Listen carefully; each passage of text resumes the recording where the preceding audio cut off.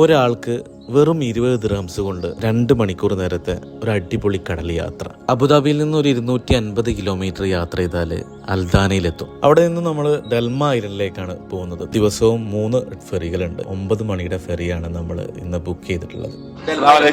Ferry കയറി എല്ലാവരും ഉണ്ട്. അവിടെ ഇത് നല്ല കാണാനുണ്ട്. ഫിഷ് പിടിക്കുന്നവർക്ക് നല്ല സൗകര്യമുള്ള സ്ഥലമാണ്. നല്ല സ്ഥലമാണ്. 20 വർഷം മുമ്പ് അവിടെ വന്നിട്ടുണ്ട്. അപ്പൊ അന്ന് ഇഷ്ടമാതിരി ഫിഷ് ഇട്ടായിരുന്നു. പെരുന്നാൾ കഴിഞ്ഞ് നെക്സ്റ്റ് ഡേ രാത്രി ഒരു 2-2:30 നമ്മൾ അജ്മാനിൽ സ്റ്റാർട്ട് ചെയ്ത് ഇവിടെ ഒരു 6 മണിയാകുമ്പോൾ ഞങ്ങളുടെ എത്തിയത്. കഴിഞ്ഞ പ്രാവശ്യത്തെ എക്സ്പീരിയൻസ് വളരെ നല്ലൊരു എക്സ്പീരിയൻസ് ആയിരുന്നു. നമ്മളൊരു ഫാമിലി ട്രിപ്പിനായിരുന്നു കഴിഞ്ഞ പ്രാവശ്യം ചെയ്തത്. ഒരു ദിവസം അവിടെ സ്റ്റേ ചെയ്തു.